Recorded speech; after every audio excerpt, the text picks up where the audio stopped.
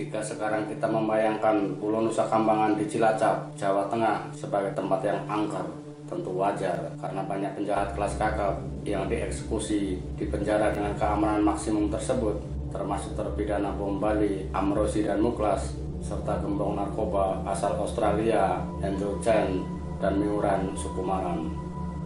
Tetapi tahukah Anda, sebenarnya tanpa keberadaan penjara dan tempat eksekusi pun, Nusa Kambangan sudah angker sejak dahulu kala, bahkan sudah menjadi ibu kota makhluk halus di tanah Jawa.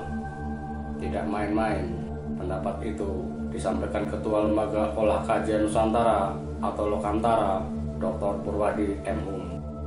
Menurut Purwadi, dalam cerita tutur pedalangan, pulau di selatan Cilacap itu disebut Nusa Kambana, Nusa Barambang, Watu Masigit, Sela Masigit, atau Dandang Mangore.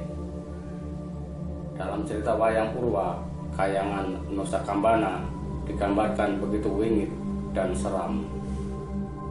Penguasa Nusa Barambang adalah Betari Durga yang bergelar Sang Hyang Pramoni yang mendiami istana Watu Masigit, sebuah istana yang gemerlap karena dibangun dengan bahan serba emas. Beberapa literatur kesusastraan menyebutnya sebagai Betari Durga Umayi, sedang Keraton Surakarta Adiningrat memberi sebutan Sang Hyang Batari Kalayuwati. Ujar Purwadi seperti dikutip dari kagama.co. Alumnus Fakultas Filsafat dan Fakultas Ilmu Budaya Universitas Gadjah Mada ini menyebut Nusa Barambang adalah ibu kota makhluk halus di seluruh tanah Jawa. Penguasa alam lembut di tiap-tiap kabupaten di Pulau Jawa wajib tunduk pada perintah Sang Hyang Pramoni Durga. Mereka yang tunduk diantaranya Jin Balabatu di Blambangan Banyuwangi, Utalo Caya di Kediri, Sidaguri di Pacitan, dan Kunting Mungil yang mendiami Magetan. Ada juga Jin Abul-Abul yang tinggal di Madiun, Kalajangga di Malang, serta Pilang Putih di Cepu Blora. Semua pemuka makhluk halus tiap tahun sowan ke Nusa Kambangan untuk memberi upeti atau caos gelondong pengareng-areng.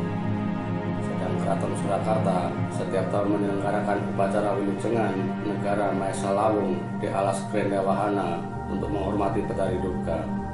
Kepala kerbau dipersembahkan dengan dipendam di tanah beserta sesaji bubur rampenya. Persembahan untuk Batari Kalayuwati berwujud daging mentah karena Watia Bala atau pasukan dari kayangan Nusa Kambana terdiri dari berkasan bersiung dan bertaring, tutur Purwadi.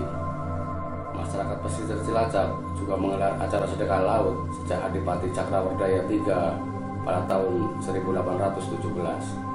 Salah satu persembahannya adalah kepala kerbau dalam colen.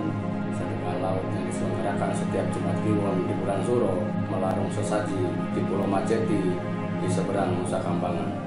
Dalam perkembangannya, sedekah laut dimaksudkan sebagai ungkapan rasa syukur kepada Tuhan atas tangkapan ikan yang berlimpah. Prajurit Nusa Berambangan merupakan makhluk raksasa halus yang tidak kasat mata. Suasana di Istana Watu Masigit tidak jauh berbeda dengan istana kerajaan pada umumnya. Di sana ada Jin Trenggiling Wesi yang bertindak sebagai sekretaris Batari Durga. Jin Trenggiling Wesi bermukim di daerah Majenang. Sementara itu, pengelolaan istana dipercayakan kepada Jin Nyai Batiting dari Tuban.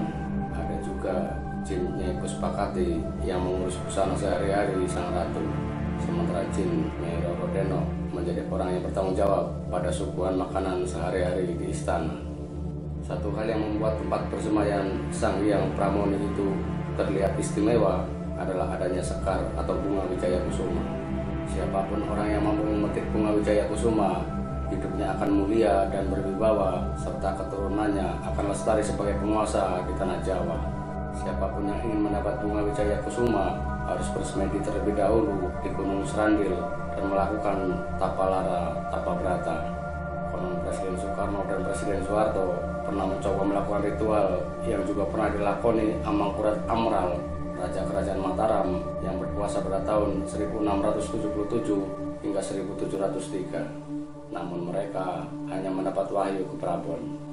sebab hanya Satrio Piningit yang kelak menjadi Ratu Adil yang dapat memetik dan membawa kembang Wijaya Kusuma.